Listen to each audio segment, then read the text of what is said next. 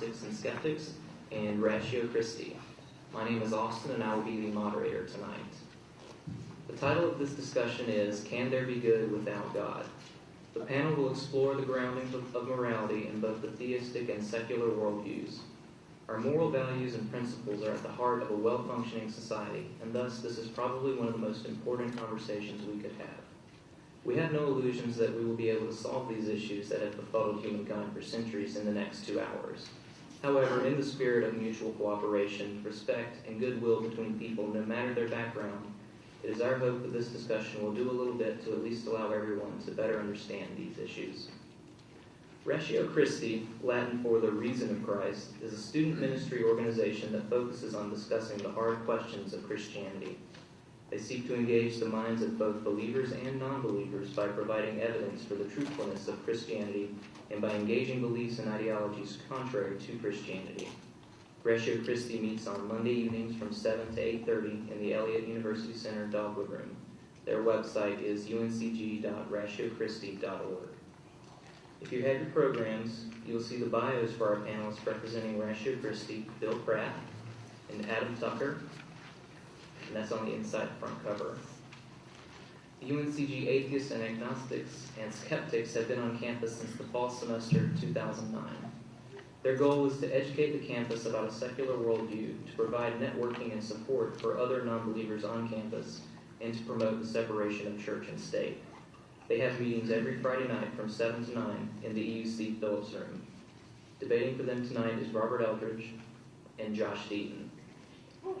If you turn to the back page of your programs, you will see more information about each group, including future events. One event of special note is the second joint event by these two groups, which will be held on Thursday, April 14th. It will be a debate between Dr. John Shook from the Center for Inquiry and Dr. Richard Howe, professor at Southern Evangelical Seminary, titled, Does God Exist?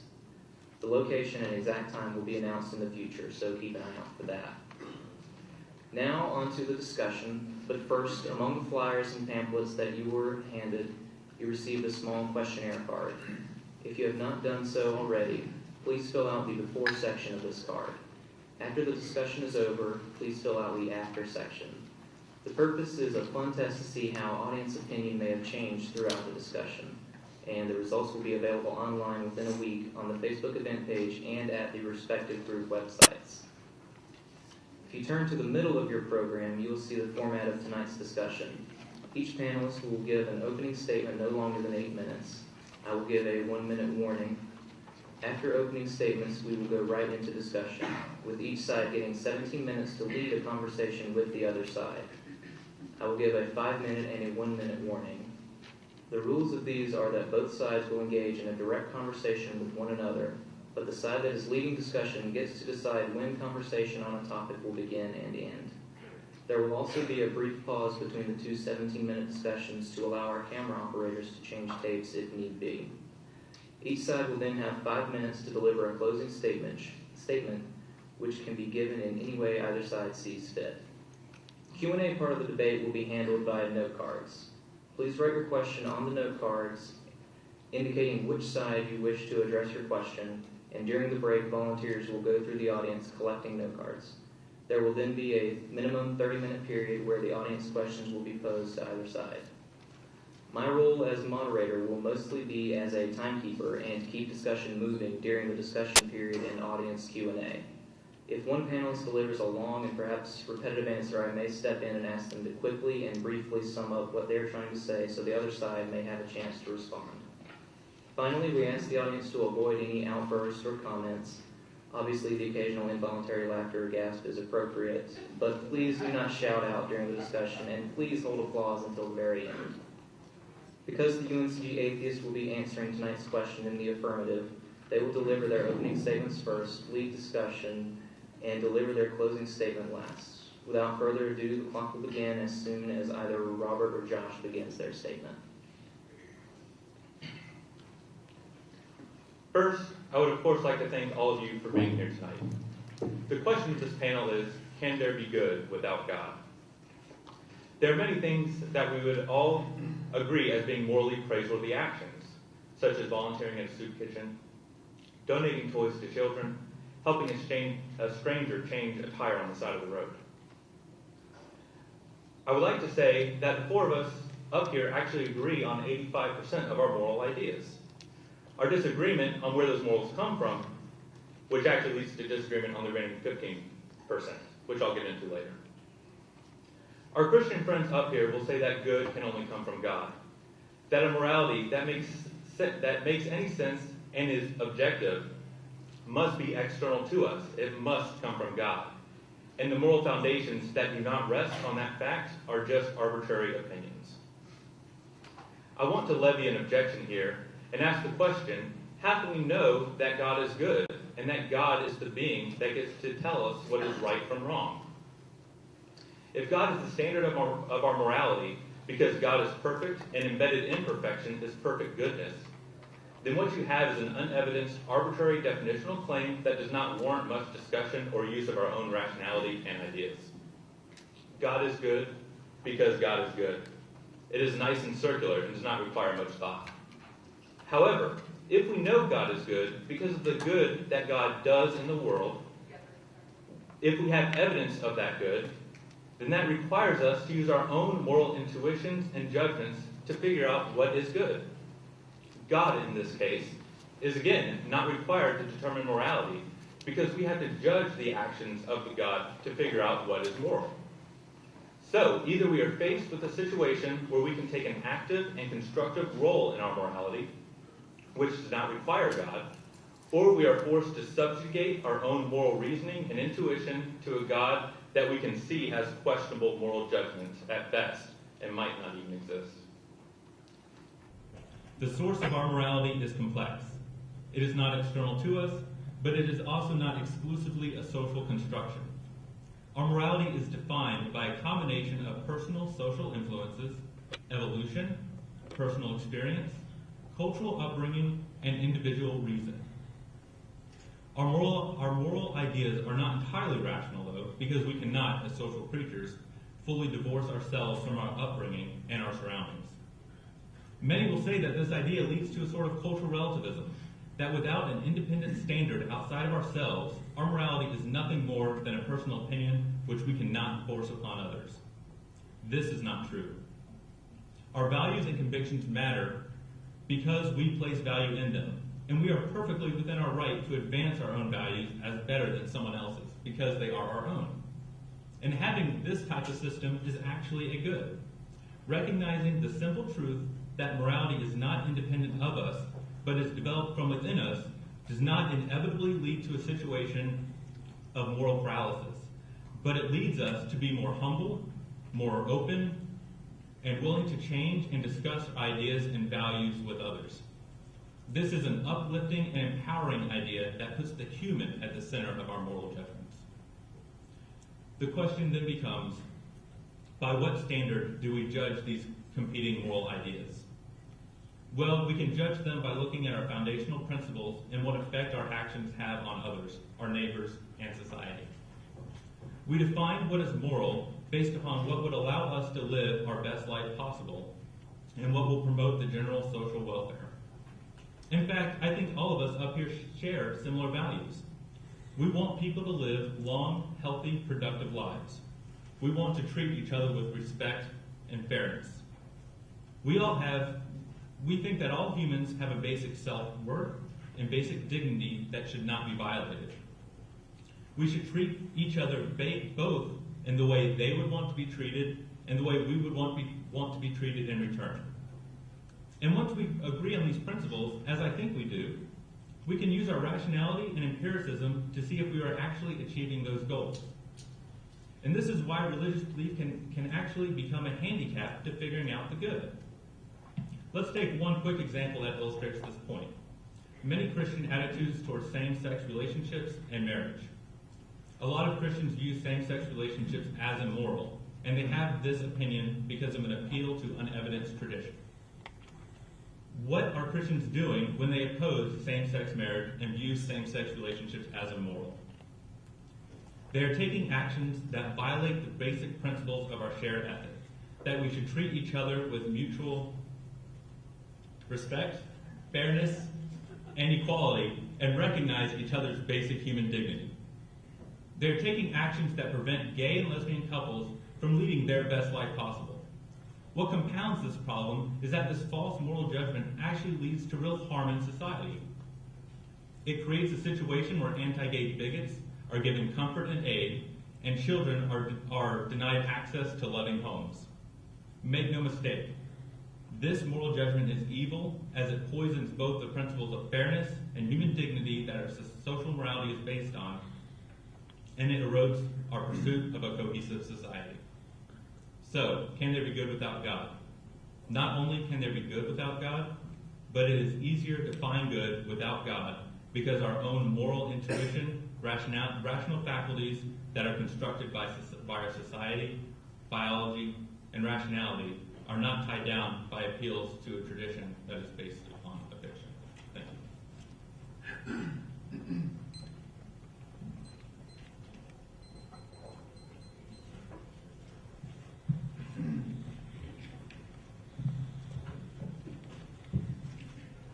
Thank you. Thank you everyone for coming out. My name is Josh. Nearly 400 years before the purported birth of Jesus of Nazareth, the Greek philosopher Plato wrote his classic dialogue featuring Socrates and Euthyphro. This particular dialogue is considered classic because it poses a dilemma for theists regarding the nature of goodness.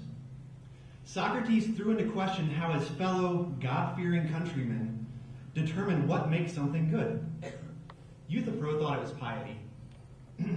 Today, many religious people would perhaps say that love or compassion is the ultimate guide for all of our behavior. But here's the Socratic dilemma. Is that which the gods love good because they love it? Or do they love it because it is good? So, for example, is compassion good because it pleases your God? Or does compassion please your God because it's good? In other words, goodness is either divinely arbitrary, morality simply is what God commands, or reasonable. Now, if the quality of goodness is determined by a reasonable criteria independent of the will of the gods, then all of us, theists, deists, pantheists, atheists, whatever you may be, all of us are in the same boat, all struggling to figure out what the good life really is all about. Now, it's simply a matter of fact that there is no universal consensus on what constitutes good behavior. I think we can all agree with that. It's a fact that for most of our history, we've been at war with one another, violating each other's sense of what ought to be valued or respected. And it is precisely in the aftermath of the horrors of such violence that humans have constructed systems of governance intended to maintain a reasonable level of stability necessary for human flourishing.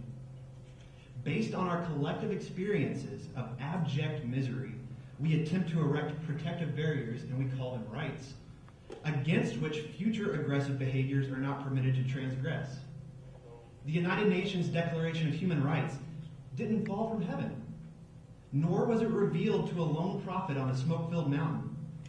And yet, it is by far a more decent, compassionate, rational, and coherent expression of the value of human existence than anything found in any Holy Scripture. We need not be divided over this issue, though. In fact, I believe it is urgently necessary, if we're concerned about stability and peace, that we find a way to reason with one another across our different values of what we consider to be good. But back to Euthyphro's dilemma. The first option, that the sole criterion for goodness is what pleases the gods, is clearly problematic. It inherently deconstructs the virtue of compassion. Helping the less fortunate is simply obeying a command, rather than an empathetic gesture based on individual reflection. Whereas the secularists, such as Robert and myself, are often accused of cultural relativism, this sort of theism is guilty of a sort of divine relativism. The most grotesque acts in history can be justified in the name of a god, a practice which we're all familiar with. Now, okay, if you believe in God, you might say, of course, my God would never command anything evil, he will only command what is good. Well, is that because your deity's behavior is judged by a standard of goodness independent of the deity's will? If so, then you ascribe to the second option of Euthyphro's dilemma, and we're all once again in the same boat, trying to reason with one another, trying to figure out what the good life is that would please your God or please each other. But to say that your God only wills the good, because what is good is what he wills, is clearly circular and not a response to the dilemma. If whatever God wants, unconstrained by any external standard, is that which is good, then one cannot rightly protest the divine will, regardless of any unreasonable or rational suffering produced. After all, God's ways are not our ways, or so we're told. And it is this sort of capricious and arbitrary approach to divinely sanctioned goodness is actually what one finds in the Christian scripture, if you're the type of believer who thinks the Bible is inspired by God and thus infallible. Killing one's own child can be a good thing, if it pleases the gods, such as when Yahweh told Abraham to offer his son as a burnt sacrifice in Genesis 22. Abraham was praised, being the father of our faith, because of his willingness to kill his own son, not for questioning the goodness of such monstrous behavior. Then there is, of course, the matter of divinely mandated ethnic cleansing in the Bible. Hopefully we all can agree that's an evil today. For just one of many examples, turn your Bibles to Numbers 31, if you have a Bible, and read the divinely ordered ethnic cleansing of the Midianites. Apparently because some Midianite women had turned some Israelite men to the worship of foreign gods, the Israelites were ordered to kill every male, adult and child, kill every woman who has known a man intimately, but verse 18, quote, all the girls who have not known a man intimately, spare for yourselves. And verse 21 confirms that this is a word straight from God to Moses, thus it must be unquestionably good. But was it ever really good to wipe out an entire people group? Was the rape that is implied in verse 18 ever good? Are you serious? Was slavery, child sacrifice, executing people for simply believing in different things? Was such barbarity acceptable because it happened in a different time and place?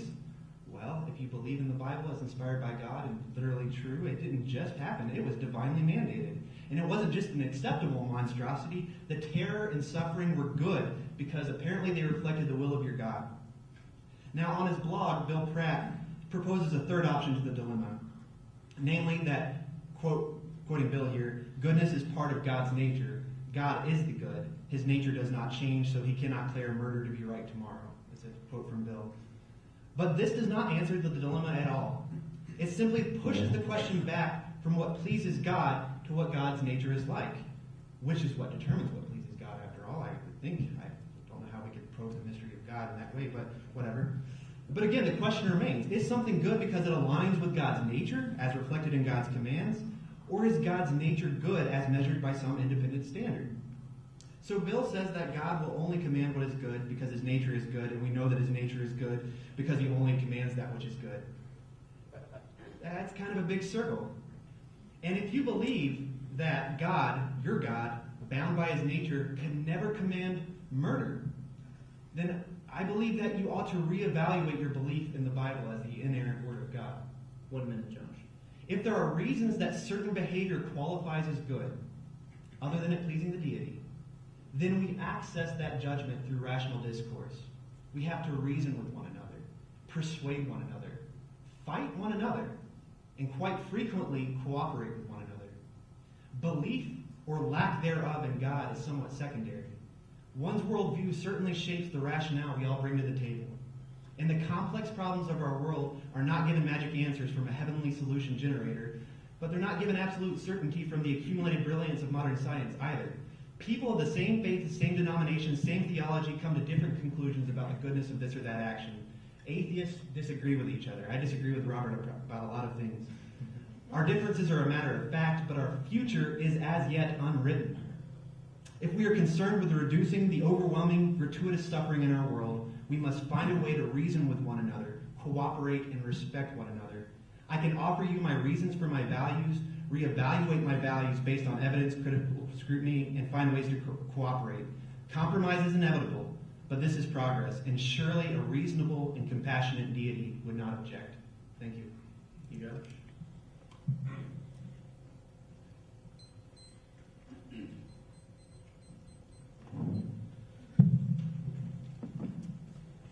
Thank you for coming out tonight, and gentlemen, thank you very much for participating in this discussion. Robert, thank you especially for your excellent work of organizing this event and bringing it all together. I have a confession to make. I have a new addiction. Have any of you been to one of these new frozen yogurt bars? They have about 10 different flavors of frozen yogurt and all the mix-ins and toppings you could think of. I'm addicted to Tahitian vanilla and chocolate chips and waffle cone pieces. But of course, if you happen not to like Tahitian vanilla, there are about 9 other flavors you could choose from. I realize, though, that some people don't like frozen yogurt at all, and some people have different tastes than myself. For example, Jeffrey Dahmer preferred to sexually assault his neighbors and eat them. I certainly don't like his taste in fine dining, and I doubt his neighbors did either. But if God doesn't exist, we cannot meaningfully say that Jeffrey Dahmer did anything wrong. We may not like what he did, but without God, it wasn't actually wrong.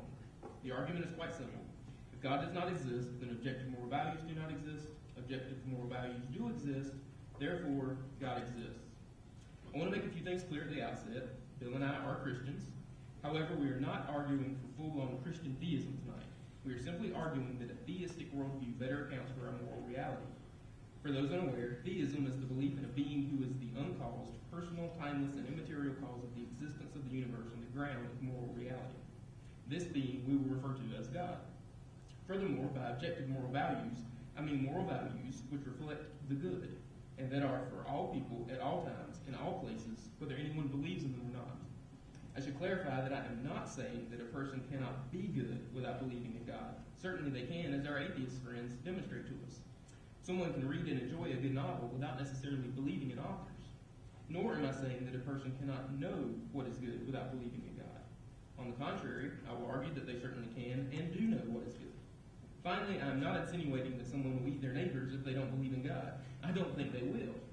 What I am saying is similar to what atheistic philosopher J.L. Mackie concluded when he said, quote, moral properties constitute so odd a cluster of properties and relations that they are most unlikely to have arisen in the ordinary course of events without an all-powerful God to create them, unquote. Let us now examine the argument I have made. We will examine premise 2 first. Is it the case that objective moral values do exist? The short answer seems to be yes, and any properly functioning human being knows this instinctively. As J. Budichevsky says, quote, everyone knows certain principles. There is no land where murder is virtue and gratitude vice, unquote. Philosophers call such knowledge properly basic. For example, we clearly know that torturing babies for fun is wrong for anyone at any time in any place because we innately know that human beings have value and inalienable rights, as even our Declaration of Independence and the United Nations Declaration of Human Rights acknowledge. Our atheist friends have demonstrated their knowledge of the basics of morality even tonight by wanting to have a discussion, quote, in the spirit of mutual cooperation, respect, and goodwill between people no matter their background, unquote. As Christian philosopher William Lane Craig says, quote, if someone fails to see the objective moral truth about such matters, then he is simply morally handicapped, like the colorblind person who cannot tell the difference between red and green. And there's no reason to think that his impairment should make us call into question what we see clearly, unquote. In other words, if someone denies that torturing babies for fun is wrong, they don't need an argument, they need help. This is further illustrated by our reactions, if not by our actions. Even the thief thinks stealing is wrong when his car is stolen. Furthermore, there could be no moral progress apart from objective morality. To say freedom is better than slavery, and we're making progress in civil rights, is to suggest there is a perfect standard to comparing such progress to, and freedom more closely reflects that standard than slavery does. Such comparisons cannot happen without objective moral values. As C.S. Lewis said, quote, a man does not call a line crooked unless he has some idea of a straight line, unquote. This means that moral values are discovered by us, not invented by us. So it seems as though premise 2 is true. Objective moral values do exist. Bill will mention several characteristics of these moral values, but for now let us focus on the fact that they are a form of communication from one mind to another. Moral values come in the form of imperatives. For example, you should not murder another human. These imperatives have an oughtness to them. In other words, they are prescriptive. They tell us what we ought to do. We tend to feel a sense of guilt when we don't do something we know we ought to do, or when we do something we know we ought not do. We generally call this our conscience. We can certainly choose to ignore our conscience, and some people choose to ignore it to the point of having no guilt whatsoever. We typically call such people sociopaths. Let us now turn to premise 1. Can such objective moral values exist apart from God? I think there are only 3 possibilities for explaining the existence of these moral values. 1, they're an illusion. 2, they are brute facts, or the product of chance in a mindless universe. Or 3, they are the product of intelligence, or mind. We've already seen that objective moral values do exist, and to think they are illusory leads to nonsensical conclusions. Bill will discuss why these moral imperatives cannot be accounted for as the product of chance or simple brute facts. Suffice it to say that we have no moral obligation to impersonal forces. Astronauts do nothing morally wrong when they defy the law of gravity. Our only other option is intelligence, or mind. A moral law implies a moral lawgiver. As Christian philosopher Francis Bacon says, quote, "The source of morality must be a self-existent, perfectly good being whose realm of authority is the entire universe. It seems fitting to call such a being God," unquote.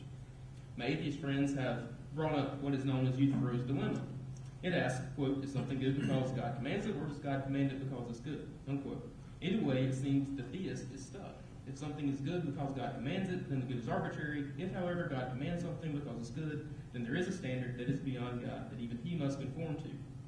The answer to the question is that this is a false dilemma. There is another option.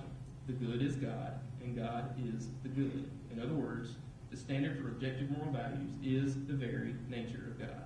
William Lane Craig says, quote, "God's moral character expresses itself toward us in the form of certain commandments, which become for us our moral duties. Hence, God's commandments are not arbitrary, but necessarily flow from his own nature. They are necessary expressions of the way God is," unquote. The theistic God, by definition, is uncaused and unlimited or pure existence. He is all that he is in a necessary and unlimited way. As a necessary being, he cannot change. Thus, his nature cannot change. Hence, morality is not arbitrary, since God cannot violate his own nature. Also, God does not conform to the good as some abstract standard to himself. As Christian thinker Paul Copan put it, quote, "God, who is essentially perfect, does not have obligations to some external moral standard. God simply acts, and it is good. God does not fulfill moral obligations, but simply expresses the goodness of the divine nature," unquote. Without such a stopping point as the nature of God, we're left with an infinite series of contingent moral standards that somehow derive their incumbency from another standard, so on and so forth ad infinitum. Such a source of objective moral values is simply untenable. While I would encourage you to try some Tahitian vanilla with chocolate chips rather than eating your neighbor, at least Jeffrey Dahmer was consistent. He said, quote, "If it all happens naturalistically, what's the need for a God? Can I set my own rules? Who owns me? I own myself," unquote. Can there be good without God? If God does not exist, objective moral values do not exist. But objective moral values do exist. Therefore, God exists, and moral values find their existence in him.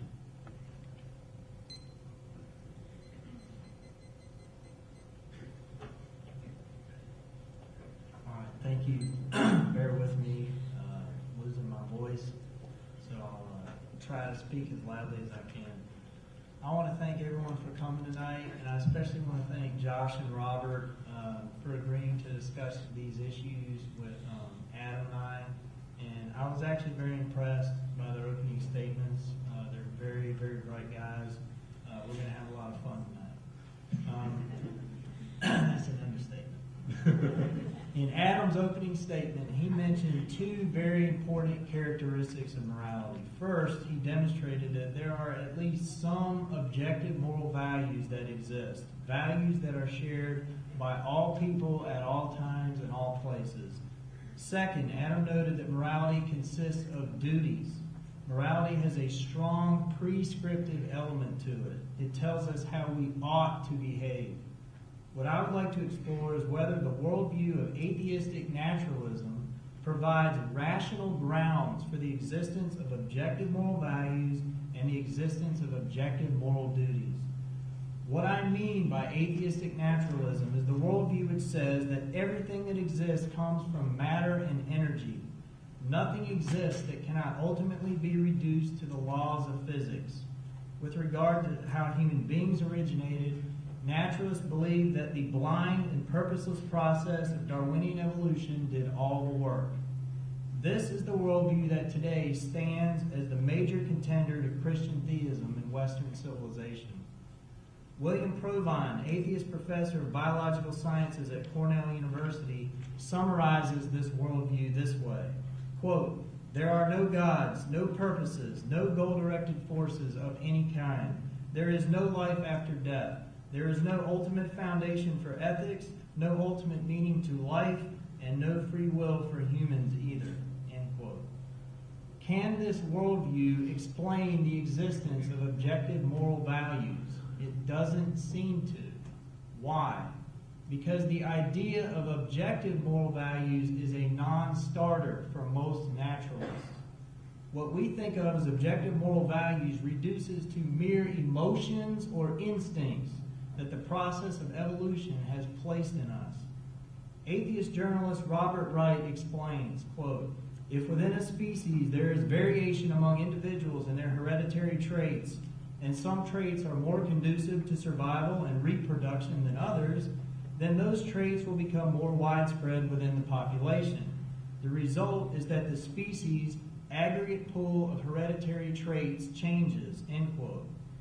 Philosopher Paul Churchland further explains, quote, the important point about the standard evolutionary story is that the human species and all of its features are the wholly physical outcome of a purely physical process. If this is the correct account of our origin, then there seems neither need nor room to fit any non-physical substances or properties into our theoretical accounts of ourselves. We are creatures of matter, end quote. But if there are no non-physical substances, then there can be no objective moral values. Morality collapses into complete subjectivity. You have your moral feelings and I have mine. Objective moral values are just an illusion. Agnostic philosopher Michael Ruse agrees.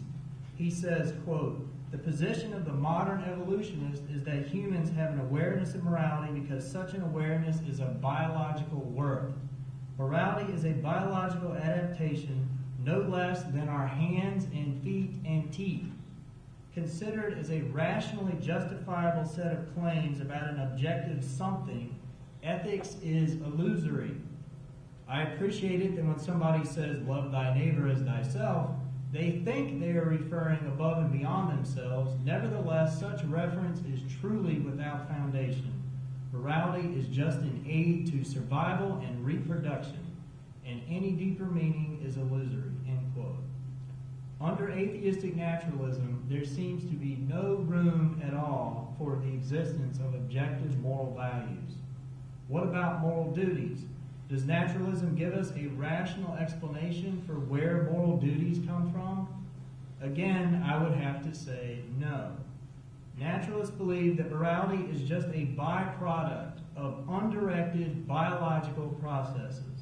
But in that case, all the naturalist has done is tell us what moral feelings we have, not why we have any duty to follow those feelings. How can a purely physical and purposeless process give us commands that we ought to obey? Commands come from people, not elements in the periodic chart. Philosopher Francis Beckwith explains that evolutionary ethics only tells us, quote, what behaviors in the past may have been conducive to the survival of the species and why I may have on occasion moral feelings to act consistently with those behaviors. But evolution cannot tell me whether I ought to act on those feelings in the present and in the future. He goes on. After all, some people in the past raped, stole, and murdered. And I know of many people today who have feelings to rape, steal, and murder. Perhaps these behaviors are just as important for my existence and the preservation of the species as the, quote, good behaviors. If morality merely describes what survival behaviors a blind and purposeless evolutionary process has given us, then why should we obey these moral feelings? How do we get from an is to an ought? Atheistic naturalism seems to have no way to explain why anyone ought to act morally. Not only do non-intelligent and non-personal physical processes have no authority to legislate, but they legislate contradictory things. After all, the same evolutionary process that produced Mother Teresa produced Hitler. They both followed their natural inclinations. So how can I ever say which one was right and which was wrong? Evolution may need both of them for the species to survive, so that it would actually be immoral to stop Hitler from doing what he was naturally inclined to do. 1 minute. Philosopher Richard Taylor reminds us, quote, a duty is something that is owed, but something can be owed only to some person or persons. There can be no such thing as a duty in isolation. The concept of moral obligation is unintelligible apart from the idea of God.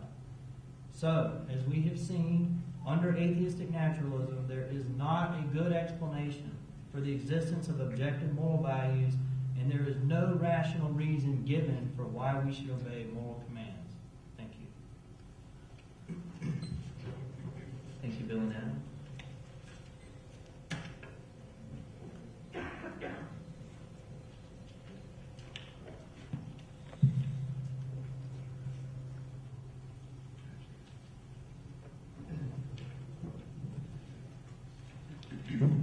So I guess we're going into the discussion period.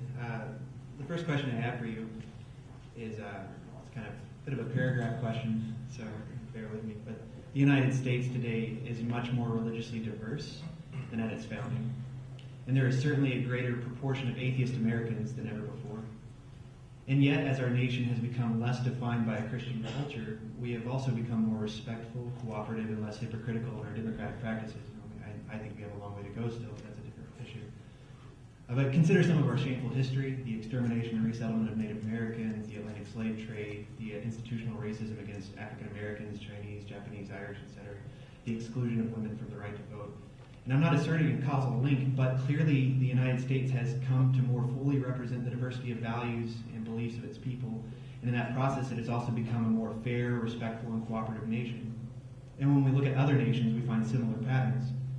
The most atheistic societies today are in Western Europe, Scandinavia, which are also among the world leaders in life expectancy, literacy, GDP, gender equality, access to healthcare, education investments, environmental protection, aid given to developing countries, and a host of other measures. In contrast, countries that evoke God to justify their social ordering are typically really intolerant and inhospitable places. So in practice, does absolute certainty in the immutable righteousness of one's own values encourage dialogue, empathy, and compromise? Or is such unwavering moral certitude more likely to produce zero-sum gains? Did you repeat the question, please? Just the last part? Actually, if you don't mind reading the last Yeah, I don't mind. So this is, when we talk about morality, which is the good that I think we're implying in the topic, morality has to do with practical issues. So I'm concerned about, in practice, does absolute certainty in the immutable righteousness of one's own values encourage dialogue, empathy, or compromise? Or is such unwavering moral certitude more likely to produce zero-sum gains? I think you kind of prefaced all that with this notion of intolerance. I heard you say that. If I can ask a follow-up question, so I understand, how do you define tolerance? What exactly do you mean by that? That's kind of the question I expected. But, respect for diversity of values. Okay. So if I think you're wrong and believe that I'm right, am I disrespecting you in that way? But do you understand the question, though? As the United States has become less homogenous in its Christian culture, as we've become less Christian, and that's a complaint a lot of evangelicals often level against the United States, as we've become less Christian, we've actually become more respectful of others. We produce less suffering. That's objective in terms of our own populace. Again, Western Europe, Scandinavia. If you're concerned, maybe you don't think life expectancy, GDP, healthcare, children, all those things, maybe you don't think those things are good. But the atheistic societies today are leading in promoting these values. So, again, the question... I'm not sure what follows from that, though. I mean, I agree that we all agree on moral values, whether you're atheist or Christian, as I said before. So, I think we have a lot of... But it's precisely, it seems like precisely the loss of moral certitude that you think we need has been what produced or allowed to produce and flourish these types of societies. I've not researched that in the stats and the numbers. I would be a complete guess to say, yes, you're right, atheist societies are higher. Not something I've looked into, but I'm still not sure what follows. Just in general, the principle of moral certitude. Doesn't moral certitude... Josh, I'll actually say something. Okay. I don't think Christians are any more morally certain than atheists and non-Christians are. And what I mean by that is there seems to be this idea that Christians are come across as absolutely knowing what is right and what is wrong, and there's no question. But I have to say that of many of the atheists that I've known, and I've known many, they are just as certain that they're right about, moral values, that they know what's right and they know what's wrong. So I think the idea that theists are morally certain and atheists are not, they're sort of more tentative in their moral beliefs, is demonstrably false. At least all the people that I've ever met who are atheists have very strong opinions about right and wrong, and remind me all the time when they see me of what I do or what I believe that's right or wrong. So I don't accept the premise that Christians or theists are morally certain and atheists are not. I don't accept it. So morality is important. God is important for morality only in an abstract sense, but in practice it generally helps to be an atheist. Say again. So adding God to morality helps. I don't see how it helps in anything other than an abstract sense. Being an atheist in practice might be better for society. So God, if there's a God, He may want us to be atheists? Question mark? Is that what I just said? Did you all get that? Yes. It wasn't a restatement of your views, that was a question. I think there's a difference between, and really that's what the crux of this debate is to me tonight, is the difference between, to use two fancy philosophical terms, epistemology and ontology. It's one thing to talk about how we come to know moral values. That's a completely different issue from talking about the existence of objective moral values. We can disagree about the laws of physics, and we can disagree about the natural world and be constantly discovering new things in nature, but that doesn't mean that nature in the physical world doesn't exist. But do you think these atheists are better able to access, like if you believe in these absolute moral truths that somehow stand outside of the physical realm, that how is it that atheists are better able to access that through their rationality and doubt than Christian societies or Islamic societies? Well, we're just going to compare numbers. I mean, we could do that all night. I was not comparing numbers. I'm just asking. Well, but I mean, we could give counterexamples of Christians ending slavery and Christians who had slaves. As far as that goes, atheistic regimes who thought it was okay to kill millions and millions of people in the name of atheism, whether you want to grant that or not. Never in the name of atheism. Always in the name of something that they were morally certain about, whether it's communism, fascism, whatever you want to call it. Pol Pot did. Atheists for the most part. So that goes back. That goes back to the question that I asked was, does absolute certainty in the immutable righteousness, whether that's communism, fascism, whatever, the immutable righteousness of your own value, does that encourage dialogue, cooperation, or does it more likely to result in zero-sum gains? It depends on what you're certain about that your value is. I think, Josh, if your question is, can atheists be practically moral, the answer is yes, obviously. Just take Exhibit A and Exhibit B. Thanks. I appreciate it. So, You guys are cool too. So there's no doubt that non-theists can live moral lives, and I don't think Adam and I would ever argue that. I don't accept, Josh, your assertion that atheists are better today at being moral than Christians are.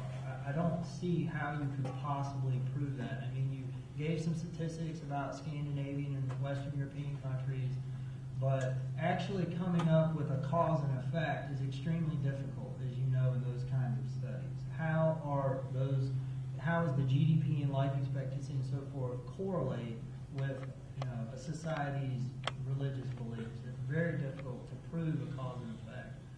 But I will absolutely grant that atheists can practically be very moral. Absolutely. I wouldn't disagree with that. Thank you.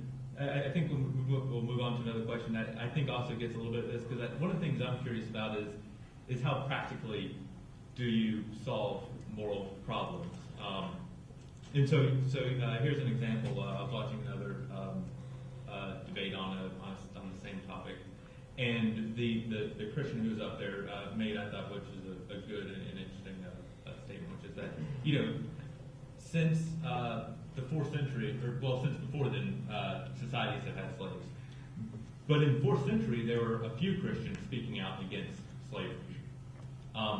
But I think, I don't have the numbers, but I think it'd be safe to assume, and you can tell me if you think it's a fair assumption or not, probably more Christians during that time had slaves and argued for the goodness of slavery or the morality of slavery.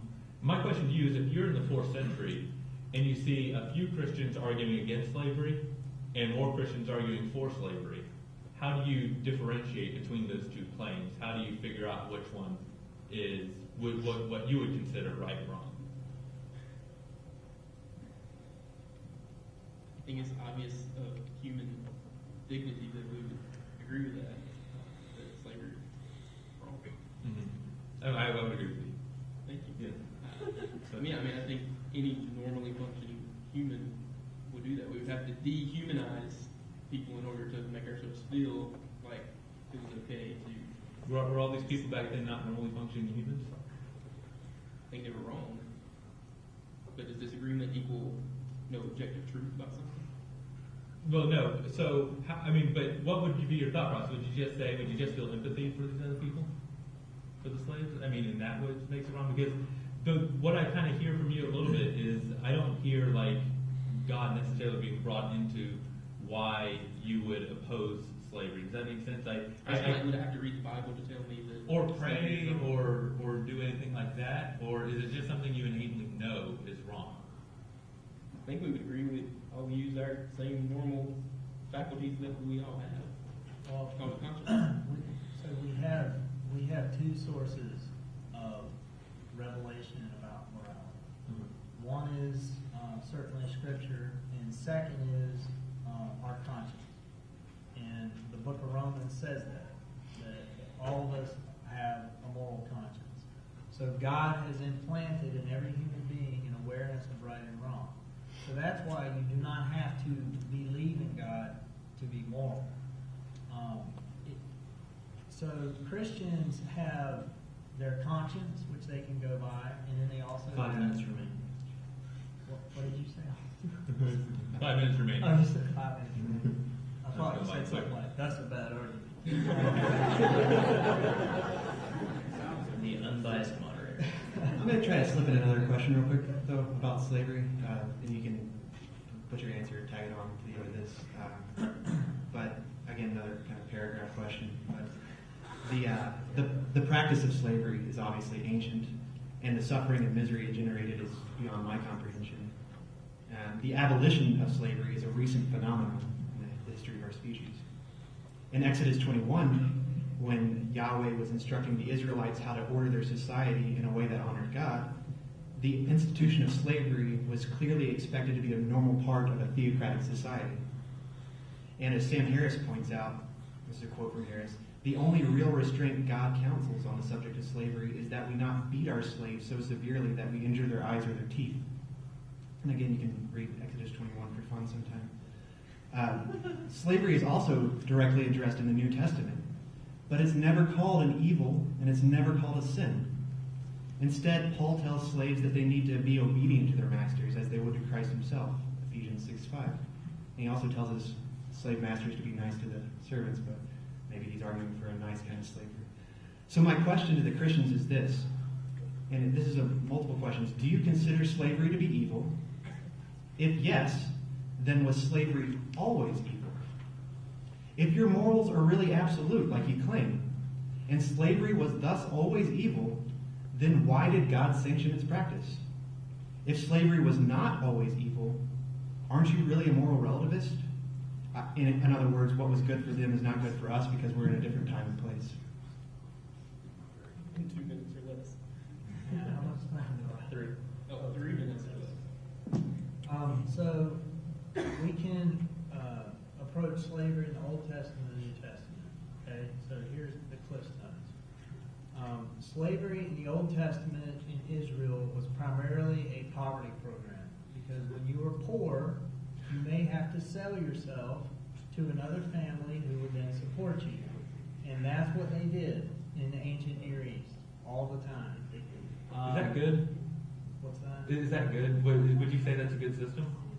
Well, Could God not think of a better system was for the Moses culture to teach? that was in place at the time that Israel existed at that time. Exodus 21, apparently God's giving orders for how to order a society. So all from scratch, coming into Canaan. Yeah, that God was dealing with a culture that was deeply fallen and sinful. And he couldn't snap his fingers in a day and get Israel from where he wanted it, where it was, to where he wanted it to be. In Matthew 19:6, Jesus says, Moses permitted such and such because of your hard hearts. So absolutely, God did permit some things to go on in the Old Testament because he was trying to move the people of Israel in a direction. Kind of like the three-fifths compromise. What's that? How is that any different than the three-fifths compromise? How is this not just dealing with reality as it is? If you take the Old Testament seriously, God gave specific commands for a specific people at a specific time in a specific geography. He was trying to make them into a holy people because the Messiah would eventually come out of it, okay? 1 minute. We understand as Christians that the Old Testament contains both instructions for Israel and general principles. So slavery was not always evil if God could tolerate it? No, I think slavery was always evil, and So God can was tolerate evil? moving Israel in a direction away from slavery. In fact, in the New Testament, if you mention the New Testament, masters were supposed to treat their slaves as if they were slaves of Christ. They were not supposed to threaten slaves. They were supposed to recognize that they had no preferential treatment before God, masters that is. They were supposed to give slaves what was right and fair. They were not supposed to steal. Slaves were supposed to obey in sincerity of heart. Slaves were supposed to work with all. I have a question though. Why didn't we say that in our Emancipation Proclamation? Why didn't we just tell Southern slave owners, hey, Because just be we're nice to your dealing slaves? with a culture that is moving in a direction. And Christianity and in the Old Testament, New Testament was constantly pushing the culture forward to higher moral ground. But it couldn't happen in a day. So morals aren't And absolute. Jesus actually wasn't interested primarily in social institutions and structures. He was interested in changing people's hearts. He wasn't interested in alleviating suffering or ending slavery. He alleviated a lot of suffering. If you read the Gospels, you would know that. I think we're going to take just a few seconds break for our camera people to do what they need to do, and then we're going to hand the discussion over to our friends from Ratio Christi. You've got 17 minutes. Josh, that was very clever to ask me a question that would take me an hour to answer and give me 3 minutes. I'm just kidding. So, let's talk about can there be good without God? I was interested in how would you respond to Michael Roos's comment. He said, considered as a rational, justifiable set of claims about an objective something, ethics is illusory. How do you respond to his statement? Do you agree with it, disagree with it? Ethics as the practice of trying to figure out how we ought to relate to one another is not illusory. I think it's illusory to say that there's a standard outside of what humans create, yeah. Okay, so would you agree that as an objective, as a rationally justifiable set of claims about something objective, that it is illusory? No. So you're not a moral relativist. No, I'm a moral objectivist, but not a moral absolutist. Where do objective moral values come from? From our evolution and from our culture, from multiple factors. Yeah, I want to talk about that a little bit by saying our moral values come from ourselves. We can explain sort of how those moral values came about, through evolution by saying, like, you were saying that you had some sort of, you felt, bad for the slaves. You have this idea of basic human dignity. You want to see other people prosper and live, right? I would assume, correct? And you were saying that those ideas came from God. Well, we can actually explain why we have those ideas through evolution, because that's what was advantageous to our species to cooperate with each other. So that doesn't make it an ought per se. how do you deal with the fact that evolution has produced people that have natural inclinations to rape, steal, and murder? On what grounds can you say that they're wrong?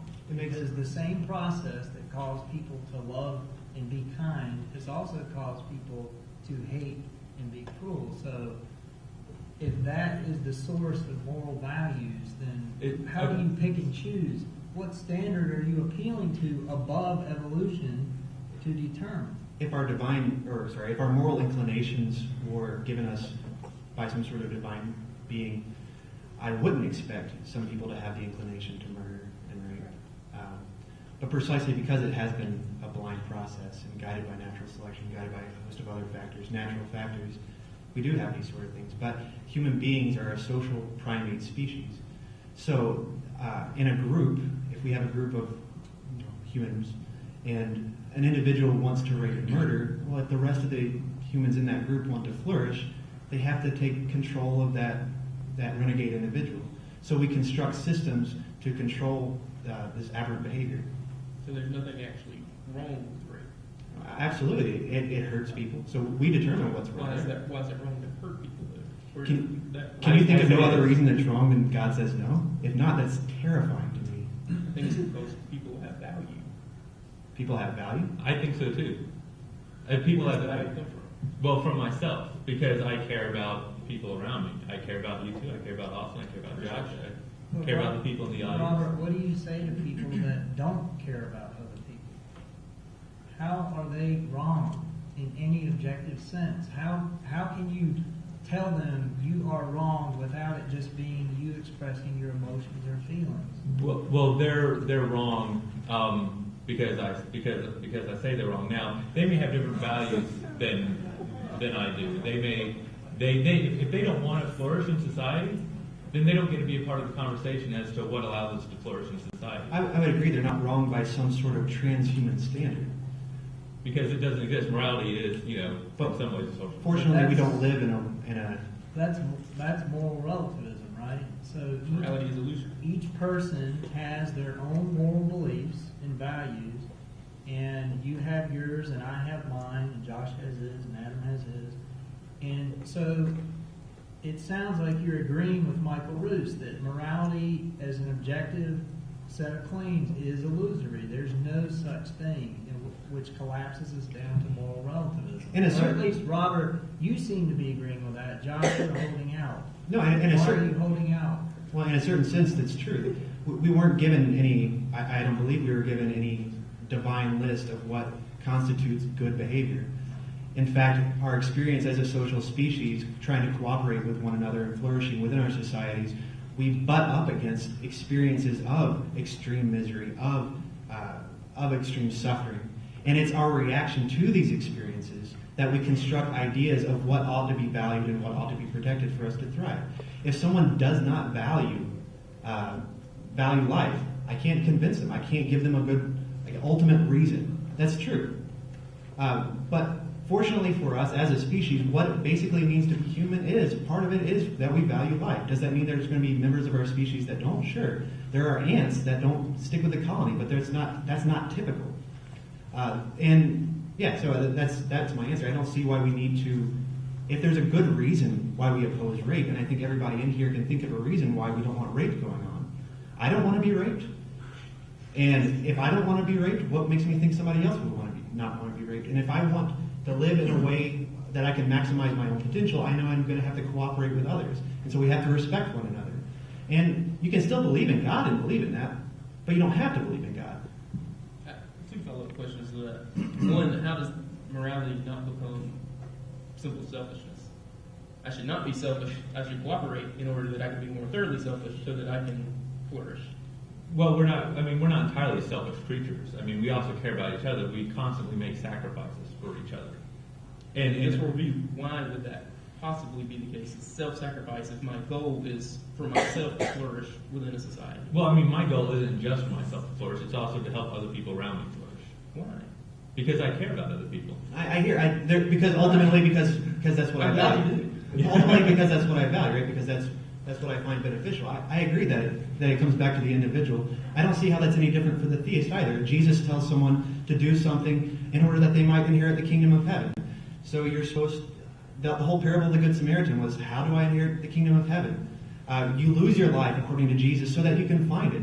you're not going to find any rationale at its basis for good behavior that doesn't appeal to the individual's self-interest. I think many Christians do. I'm going to be Christian, so I don't want to go to hell, and I'm going to help people. So Jesus told people to do things, and he gave them individual there are consequences. rewards. There's nothing wrong with that. He told them It says we love because God loves us. But we're not debating Christianity tonight. We're debating theism. We're not debating the Bible, which somehow we keep getting back to. Well, theism by itself is, why wouldn't you want to bring Christianity into your theism? Because it's not the question. Not as defensible? Can there be good without God? No, it's not the question. We only have 17 minutes, so move on to what the actual question is. And now I forgot what my other point was. Something about how does this not boil down to Mike makes right? If it's all about the society flourishing. What if that society, and I have to do it, is Nazi Germany? I was going to try not to use Hitler in any of my thoughts tonight, but Way to God. how does that not happen? And how can a moral reformer, such as the person advocating to stop slavery, if antebellum South slavery is the norm for society, they would actually be doing something immoral to disrupt the society. If society is the standard for morality, They would be doing something against the social norm, sure. My thought about, sorry. I was just going to ask you have different societies with different norms, right? But what I hear you guys saying all the time is you're constantly invoking a standard. You're holding other people responsible for bad behaviors. You're holding ancient Israel responsible for slavery. You're making moral judgments. Who should I hold responsible? But how can you hold a different culture at a different time responsible when there's no objective standard? You keep appealing to a standard and then you go, but there's not one. And then you appeal to the standard and then you go, but there's not one. And so you keep claiming these people are wrong, those people are wrong, these people did something bad, those people are bad. But they are in a different culture, they have different norms. Going with moral relativism, it doesn't seem to me that you can ever say that anybody is right or wrong. All you can say is, I don't like the fact that they had slaves. That bothers me.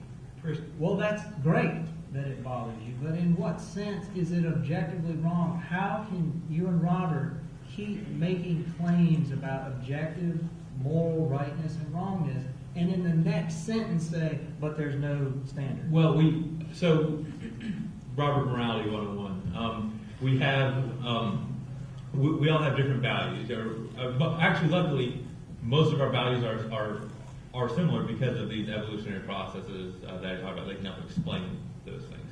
Now, once we come together and we agree on shared values, we can figure out objectively how we can best enact those values. And that's the objective standard that I'm talking about. I care about individual human dignity, respect for other people's self-worth. I care about creating a free and open society in which everyone can flourish and sort of be their best person. Slavery, a society that has slavery, objectively does not achieve those goals. Right. You asked how But there was clearly human flourishing going on when, for some people, For who is this? Yeah, I'm the concerned slave about. owners, right? They were flourishing. So under your system, the slave owners were doing just fine, and in their morality, owning slaves worked out quite nicely for them. Their GDP was up. Their life expectancies were longer. They were doing great. I don't care about just the slave owners. How can you tell those slave owners that they were acting objectively wrong? I don't think you can. I think all you can say is, I don't like what you're doing. you asked Go ahead. how I can hold ancient Israel accountable for its practice of slavery, precisely because I don't believe in Yahweh. I don't believe it was a divine mandate. Because we're constructing systems to try to figure out how we're going to cooperate with one another and live together and how we're going to thrive with one another, precisely because we decide for ourselves what is right and wrong. Precisely because that, I can hold them responsible for their decisions if they made that decision. Now, I can say that slavery produced an immense amount of suffering. Now, you can say, well, who are you to say that suffering is good or bad? And I can say, okay, everyone that says suffering is good, stand on that side of the line, and everyone that says suffering is bad, come over here. 5 minutes. So I think it's important. It's an important principle of human society that we try to minimize suffering within our in-group. And the great thing about human evolution, the evolution of our societies, is as we move from tribalism to chiefdoms to states to now this international community, our circles, our interdependence with one another has expanded and continues to expand. So now it is much more important that I actually be concerned about your rights. We don't come into this world inherently concerned about universal human rights. That comes after the world wars and our experiences with suffering. Our experiences are what teaches us how we ought to shape our future if we want to avoid those nasty things. But if our experiences teach us morality, in other words, morality, it seems like you're saying, is getting better and better as history goes by. It's getting better against what standards? Better and better if you're concerned about peace and stability. If you're not, I'm sorry. But you keep invoking a standard. You keep saying ancient Israel was worse than we are. We're better than they are. We behave better than they are. But they were living out their experiences given to them by evolution and culture the same way we are. You guys keep saying that these things are all good and these things are all bad, and you're judging other societies and you're judging behaviors in the past. No, if you're concerned about minimizing suffering and increasing social wellness, but maybe they weren't for humans concerned about and that, sentient right? creatures. Maybe that wasn't their greatest concern at that time. So how can you judge them to be wrong? I can judge them to be wrong in the sense if they're concerned about peace, stability, those sorts of things, then they're wrong. If that's not their concern, then I can say that my values don't line up with their values and I find no value in the Bible, which I don't. So they weren't wrong. You just don't like what they did. Their values don't line up with yours. I have a question. I thought it was fun. Hey, wait a sec. Just question or response? Yeah, well, kind of. How do you know what the objective standard is? How do you figure that out? You're saying that we don't have an objective standard. We keep appealing to one. Where does yours come from? It comes from general revelation and special revelation. It comes from the Word of God and from our conscience. Which we have the same faculties. We agree with you that slavery We have is wrong. access. We're just trying to We both have ontological access. grounds. I think Christians don't have that access when slavery was not abolished. They were totally acting against what they should have done. They were wrong. Yeah, so the fact that Christians have behaved badly proves nothing. The fact that atheists behave badly proves nothing. Whatever that bad is, we still haven't established how we have that standard. But I mean, I think we would agree that Christians throughout history have at times done a poor job of recognizing the objective moral values that exist. Thanks to the Bible. For sure. Yeah. Not the Bible. I mean, I was continuing my lesson, but you got that right in there. But how can we judge? It's very clever that way. Gotcha. I guess I'm still confused though as to if you see slavery is okay in the Bible, you see killing children is okay, you see genocide is okay in the Bible. I still don't understand. It's not. All those things are inaccurate Exactly. representations of what the Bible promotes. Read Numbers 31, please. Yes, please. In context, And please. read Numbers Yes. 25 as well, and Numbers 22. But we're not debating the Bible. But Well, I know that, but the Bible doesn't promote genocide or slavery. These are red herrings. They're not true. They're not correct. And They're doing a great job of taking up time. So kudos. Well, did you have another question? But you can't say that those things are wrong because those people were in a different culture, in a different time, and had their own experiences and had their own ideas of human flourishing and their own ideas of promoting human welfare. But you keep saying that they're wrong over and over again. You keep saying that. You want to believe in objective moral values, I think. But your worldview stops you right at the brink of admitting that objective moral values exist. You stop and you go, I can't say that. Because where would they come from? Where would these values come from? And I think you showed this in your opening statement, Josh, when you said there's no universal principle of morality. And then you went on to say, genocide, we can all agree that that's wrong. Great. Is it ever good? Are you serious? Appealing to the fact that there is a universal moral value that we all understand. The question is, where does that come from? But you gave examples of where that's not true. Okay, we're going to take 1 minute while the panelists prepare their closing statements.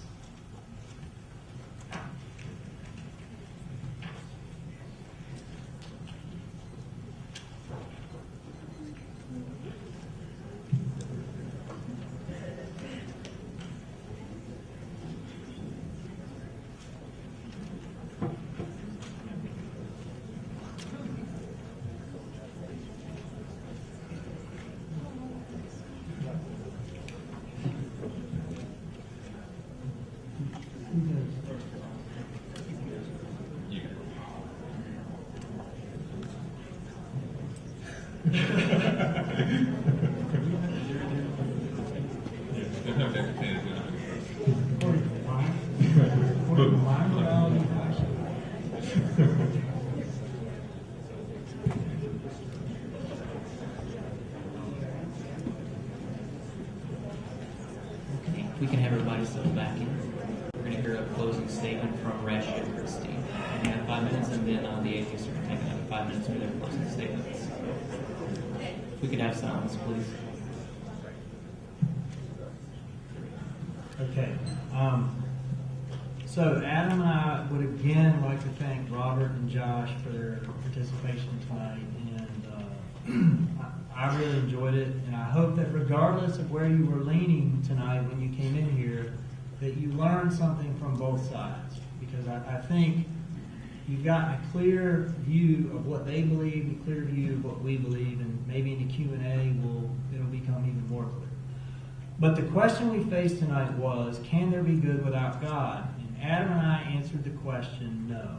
We showed that morality consists of objective moral values and duties that cannot be rationally explained by atheistic naturalism.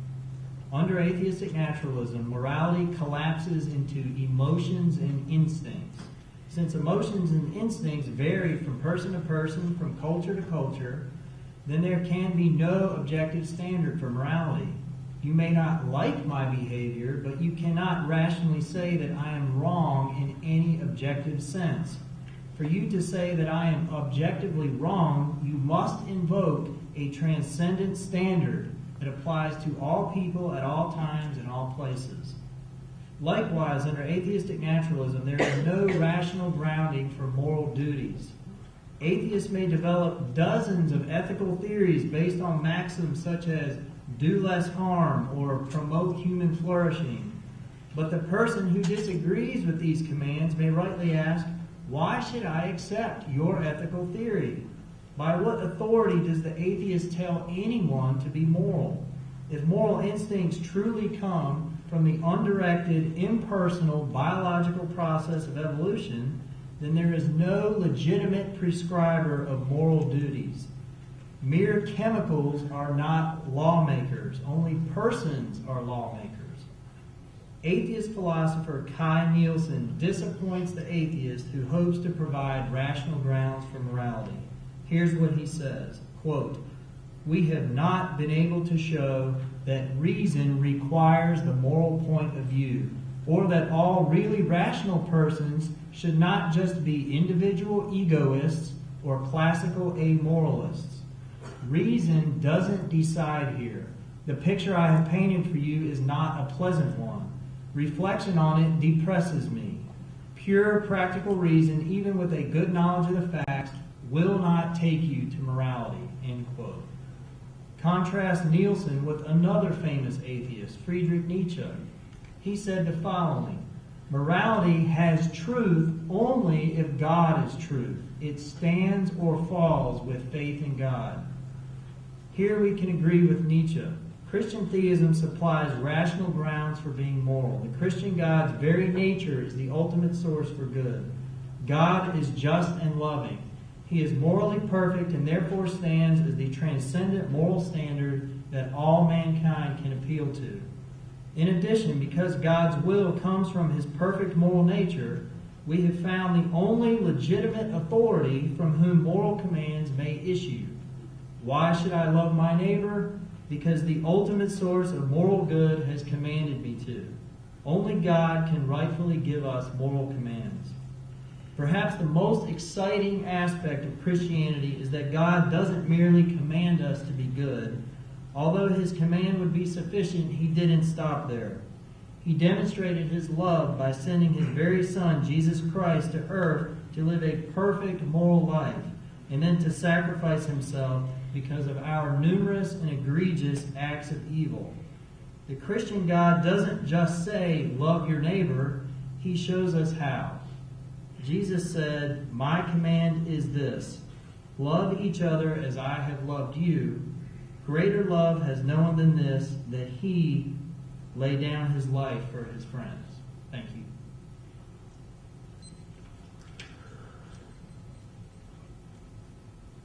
Thank you guys for having this discussion with us. I know I can be kind of hostile towards religion sometimes, but a couple of points before I read my conclusion.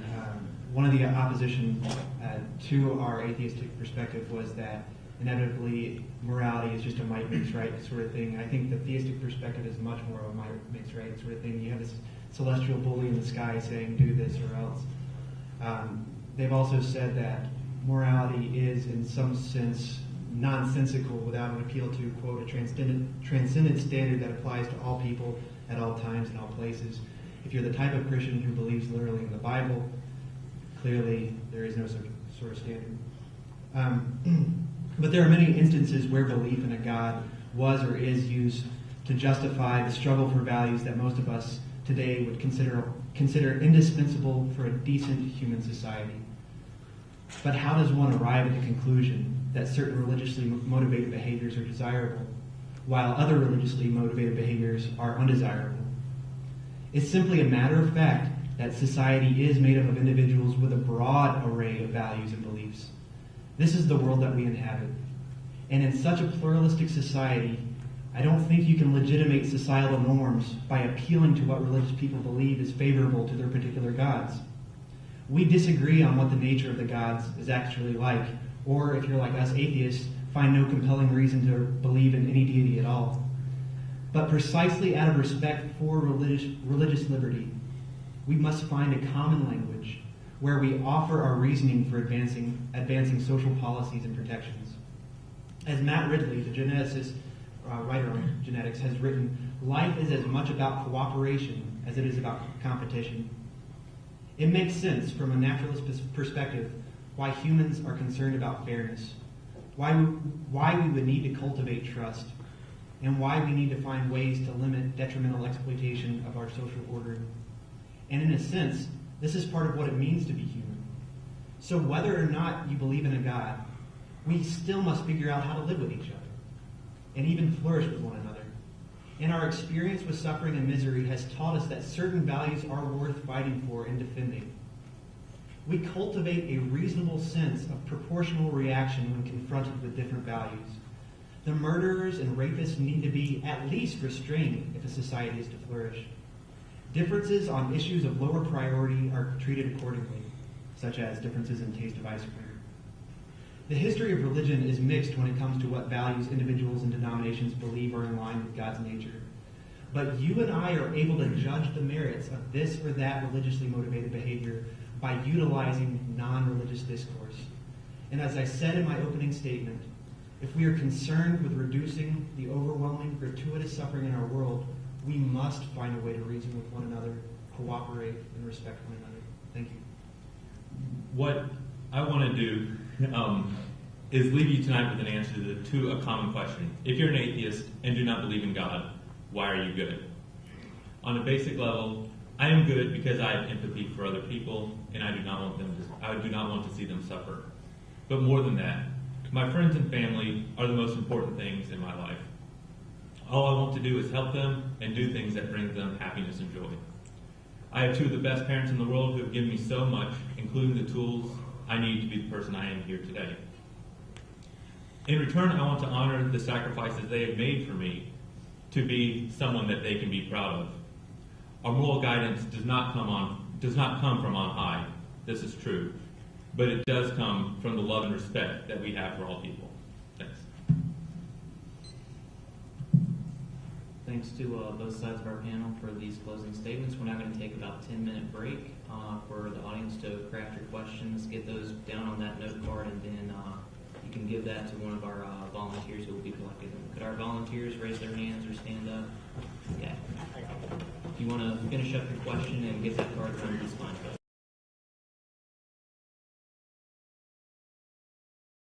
Maybe 9-10 or so. We're going to start with a question for the atheists, and then we'll finish with a question for, and we'll go back and forth until we finally run out of time. Then we'll finish with a question to our Christian friends. And if we can get that first question.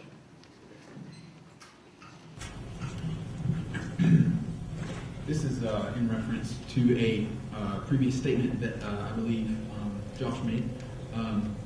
It's pretty straightforward.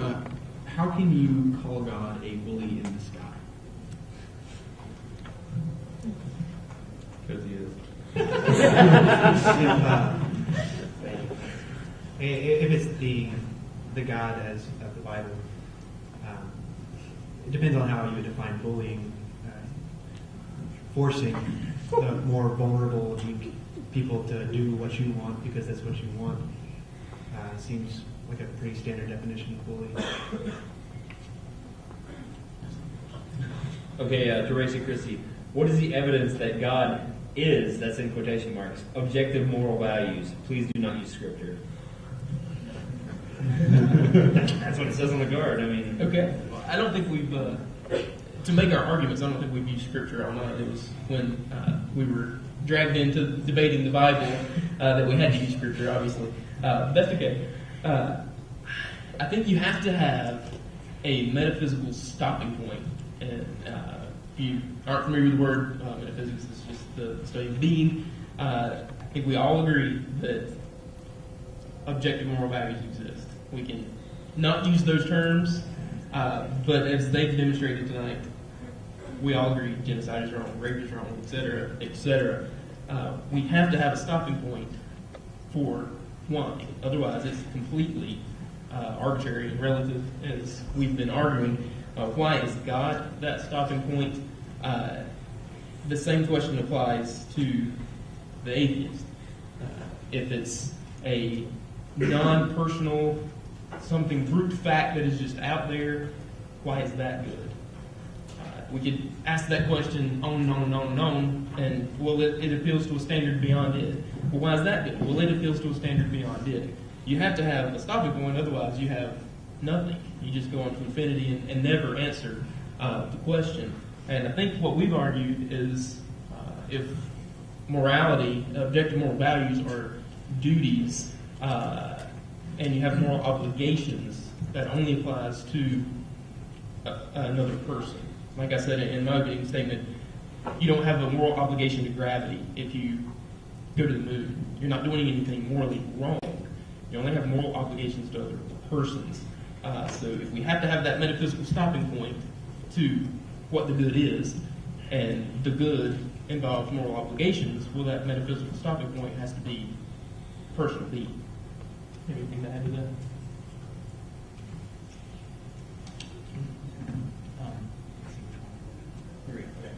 There's a couple of parts to this, so I'm going to finish the couple of questions. If you have no reward or punishment past your life on earth, why would you feel compelled to do good?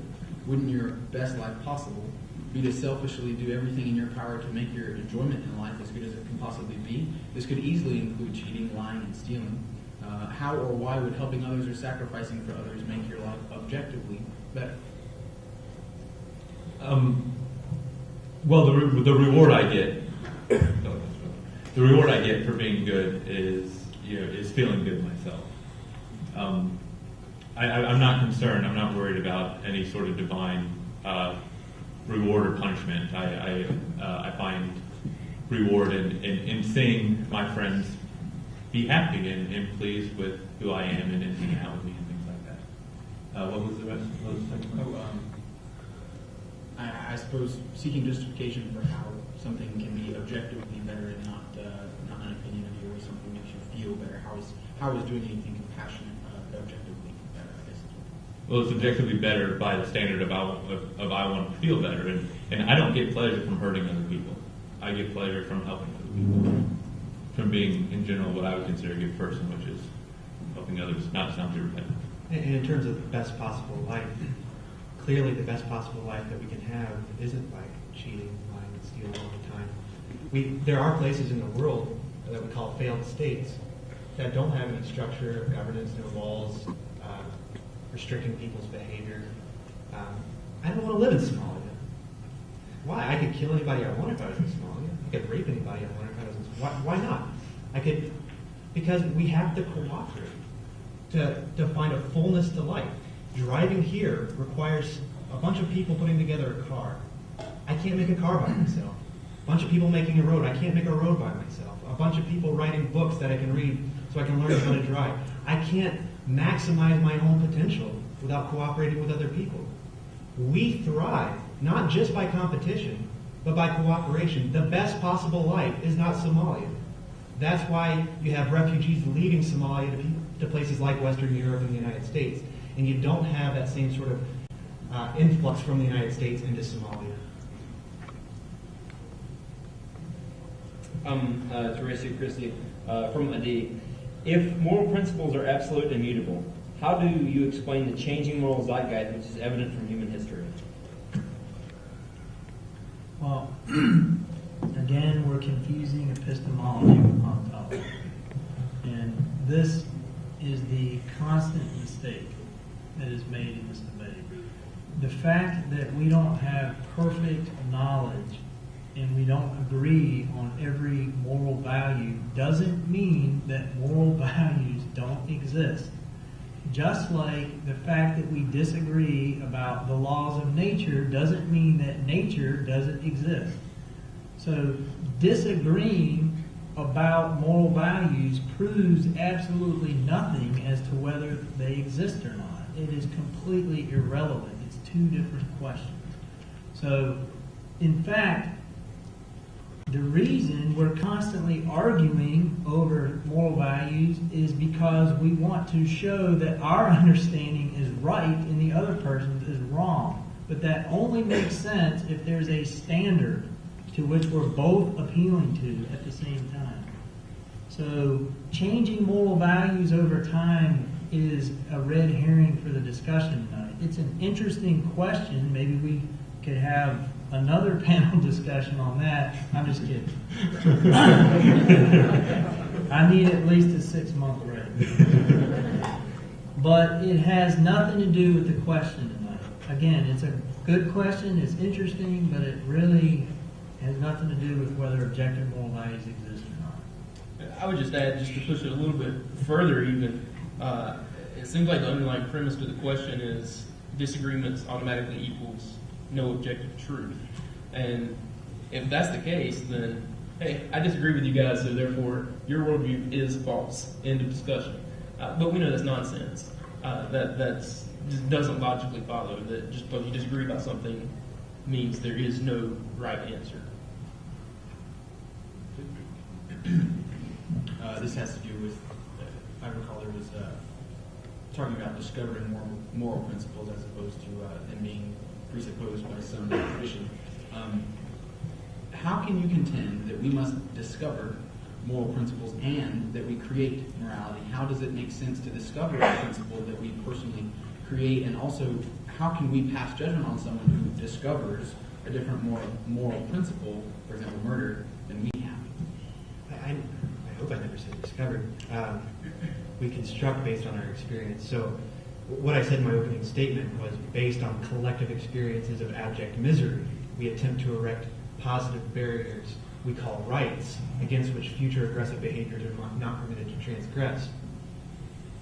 We didn't discover the Universal Declaration of Human Rights. We constructed it in December 1948 in the shadow of the Holocaust because we witnessed something that was so mind-blowingly crazy in the level of suffering, disregard for others. That sort of society not only perpetuates misery on the vulnerable, but that sort of society could end up enveloping the whole world. So in the aftermath of 2 world wars, we try to erect systems to protect what we value in life. And Bill said that the reason that we argue about moral standards is because we want to show we're right. And I disagree. I think we argue about what's right and wrong because we know what it's like to suffer. I know what it's like to suffer, and I don't want people infringing on my life and making me suffer. I don't want people taking away my right to enjoy certain music. I don't want people taking away my ability to enjoy certain kinds of foods. And so I argue about what's right and wrong based on my experiences because I don't want to have that experience again. Not because I want to show I'm right. I obviously don't have all the right answers. Not that there are necessarily right answers in an ultimate sense that's outside of humanity. If there was an answer that's outside of humanity, it seems like it would be pretty irrelevant to those of us who are stuck in our humanity. Good answer. Ratio Christi. If Christians have had massive disagreements in the past, how could which side know who was correct? At least more relativists have reasons to disagree and learn from experience, thus shaping their morality. Well, I think it goes back to what I said a while ago.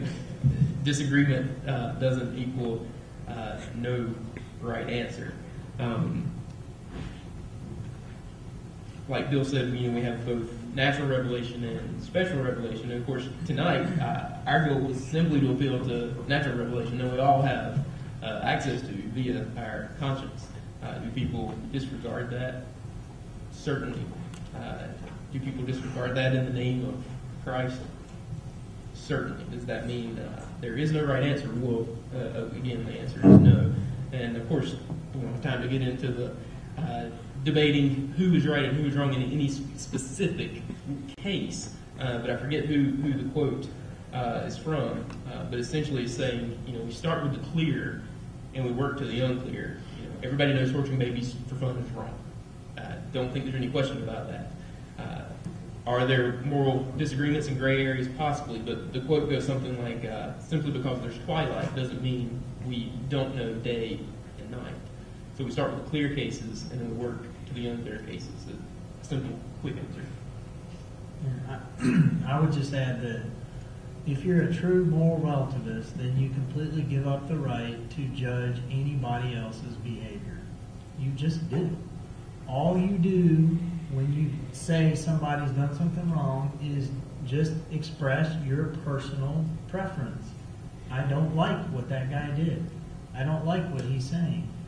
But, we quoted several atheist philosophers who agree with exactly what I'm saying, who say that, under atheistic naturalism, if you're a true moral relativist, there can be no moral reform. How could you ever reform a society? It just is what it is. You can never disagree with anybody. You can never pass moral judgments on anybody else because there's no standard to which you can appeal to. The standard exists within each of us. As Robert and Josh said, the standard is within each of us, and if it just so happens that my standard is different from yours, well, too bad. You can tell me I'm wrong, but I'm just going to hear that from a moral relativist as somebody saying, I like vanilla and you like chocolate. That's what it sounds like because there's no standard they're appealing to. This one is somewhat like this one. Some atheists, such as Sam Harris, argue that rape played a very beneficial evolutionary role for humans in the past. With that being the case, upon what basis do you condemn the actions of the ancient Middle East, since most atheists have argued that morality is evolving continually?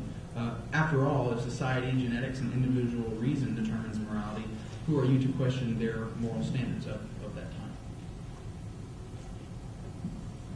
I'm not familiar with and I've read everything by Sam Harris. I'm not familiar with the argument that rape was part of our. I think the author of the card is mistaken. I can't speak to that. To quote Matt Ridley again, life is just as much about selfishness as it is about cooperation. Mutations that make genes suppress the selfishness of other genes are just as likely to survive as selfish mutants. Part of what we are as a species is individuals with self-needs. But part of what we are, too, is that we can only actualize those those needs and potentials through cooperation with others. And I would think rape in such a situation would be very damaging for all involved. And I would add that I think the question gets at this false idea that we're trying to say that you can get an Osterman. We're not trying to say that at all. There are things that are. Evolution helps explain sort of why we have certain ideas. It helps explain why those feelings and empathy and things like that have come about. But it doesn't necessarily tell us that those are actually good. What tells us those are actually good are ourselves and sort of the rationality that we use to get at that. And I would just add one more thing, that the question, I think, it generally does come up, the idea that, well, rape would be good for our society because if all the men just went around and raped all the women, we produce a lot of offspring, and that would be good for the survival of the species. But we don't even really see that in a lot of the animal kingdom. In a lot of mammalian species, women get to choose who they mate with, by various means. It's not like forcing yourself upon a woman is actually even evolutionary beneficial for the species. Ratio Christi from Adi. Since there is no objective proof for the Christian theism, isn't it superfluous to build your morals on it? Isn't Christian theism an invalid premise?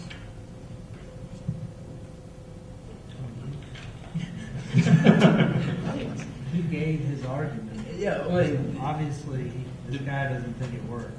Depends on what you mean by objective. You could give it again. First of all, and we're certainly not trying to prove the theistic God, much less the Christian God, simply based on this one argument.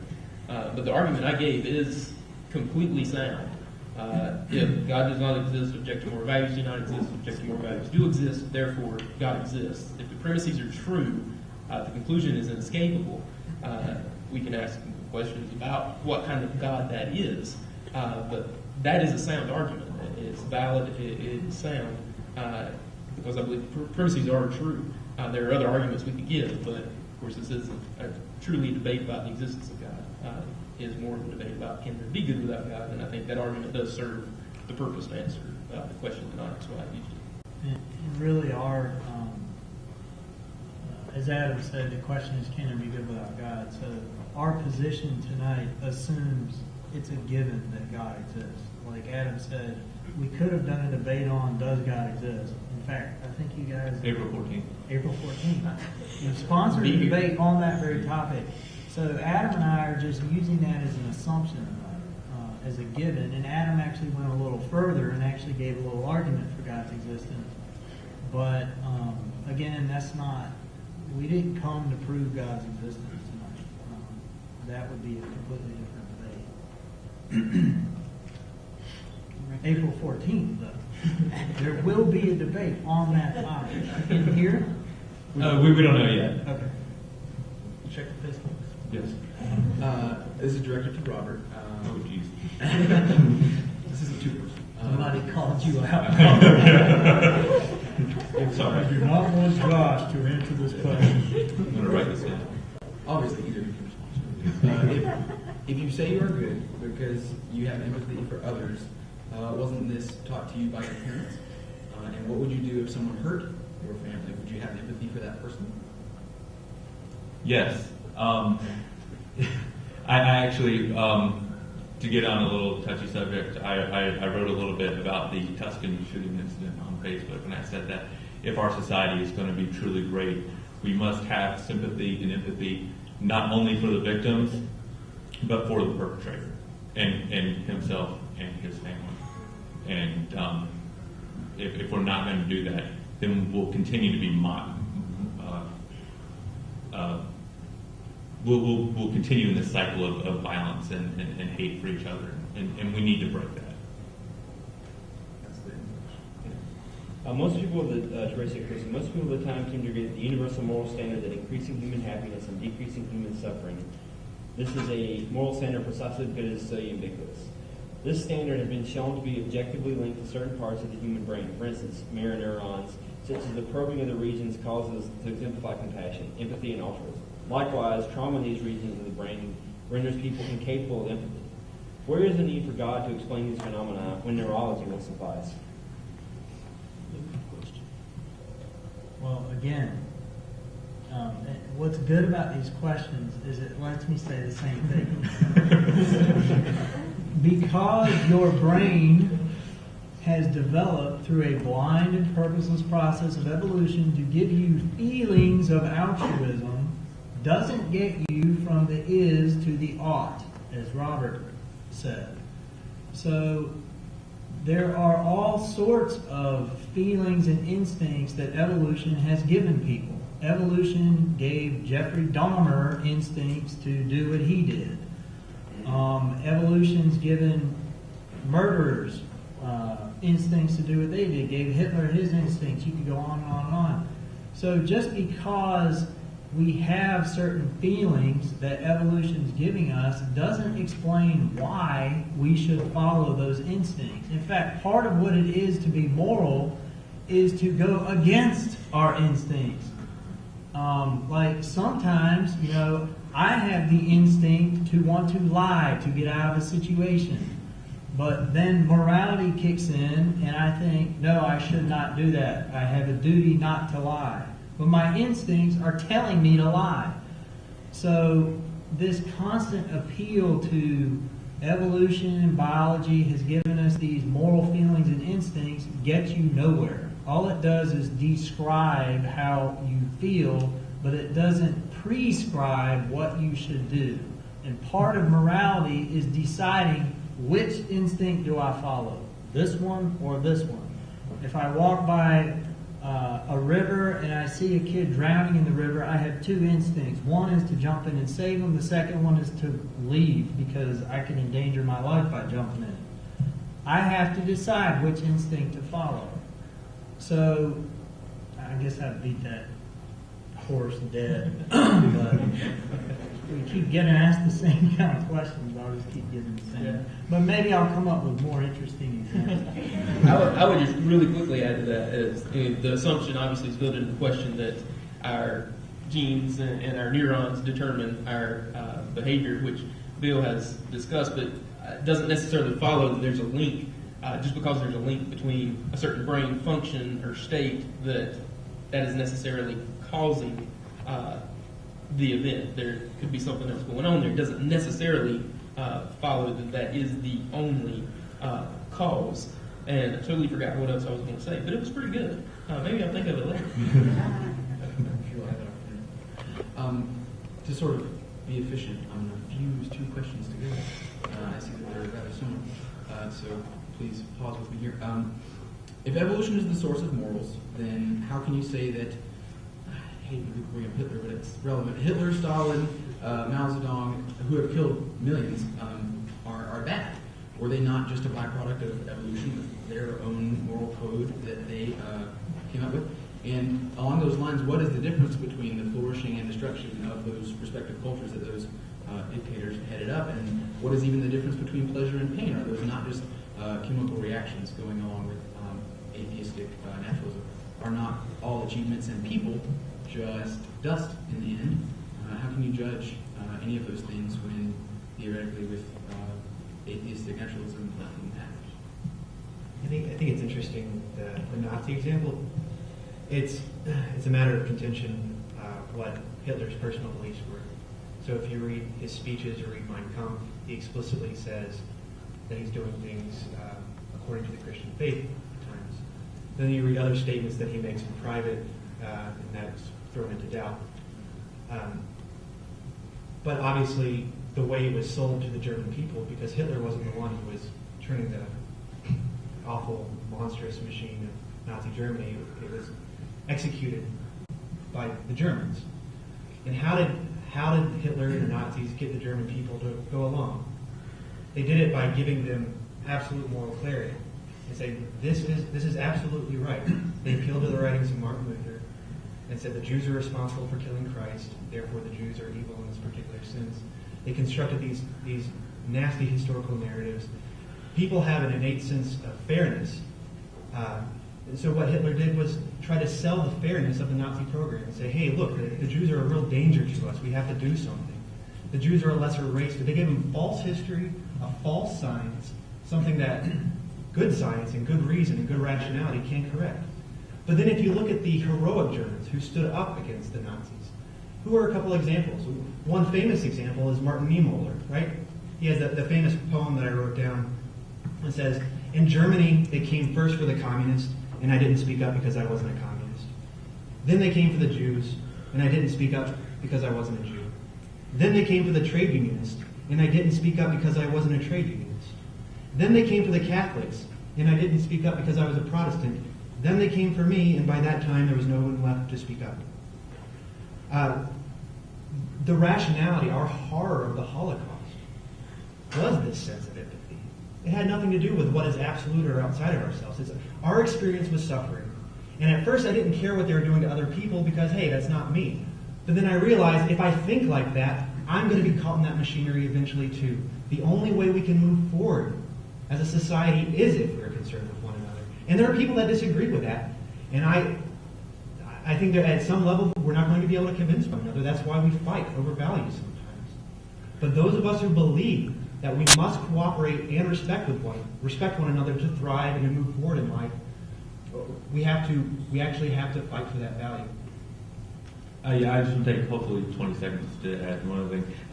Evolution is not the source of morals. I've said that a couple times. It's an explanation for our morals. And the reason why that's important is because theists will often try and say that God has written morality onto our hearts. That's why we all have this sort of shared sense of ethic. That's why we all up here have similar values and ideas as to what matters to us. What we want to advance with evolution is not that it's the source of our morals, but it's an explanation for why we all have a shared values that doesn't come from God. So what we're trying to say is that we're saying our values are influenced by evolution and they don't require God, whereas they're trying to add something else onto it, another unevidenced sort of statement that isn't even required to explain why things are the way they are today. Right. Part of what it means to be human, to be concerned about fairness. We understand that because of evolution. We've got about 3 minutes left, so this next question for Ratio Christi will serve as our conclusion. To Bill, this is the personal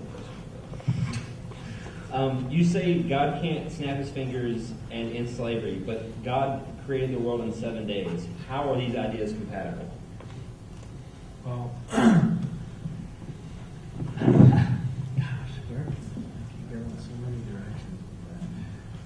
You got 3 minutes.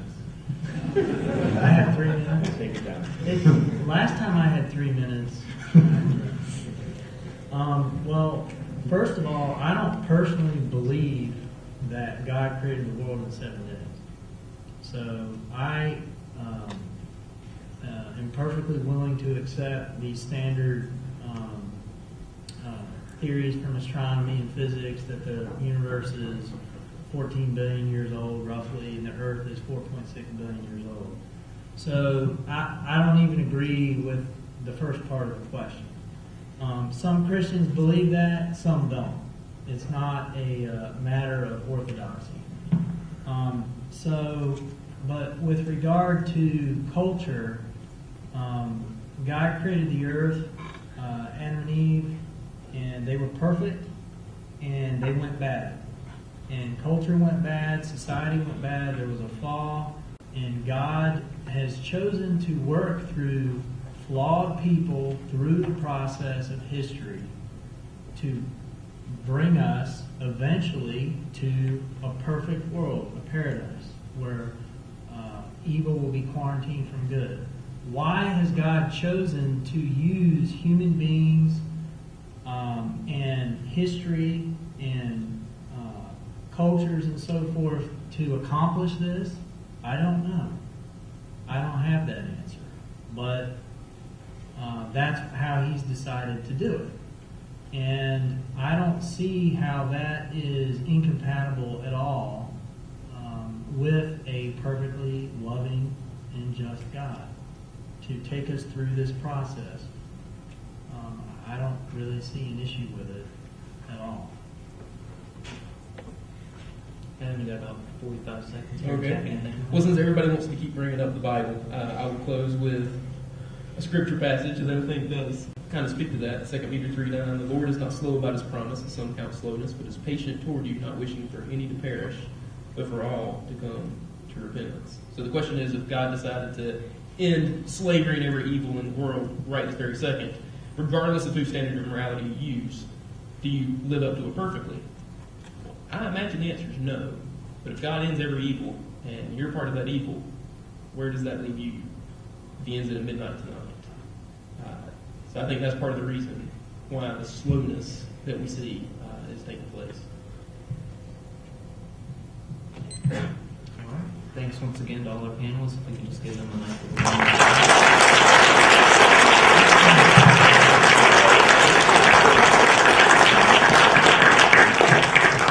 I want to thank everybody for coming out tonight. It's been great. I just want to one more time plug the UNCG Atheists, Agnostics, and Skeptics. Their group meets weekly, and Ratio Christi also has weekly meetings as well, so check them out.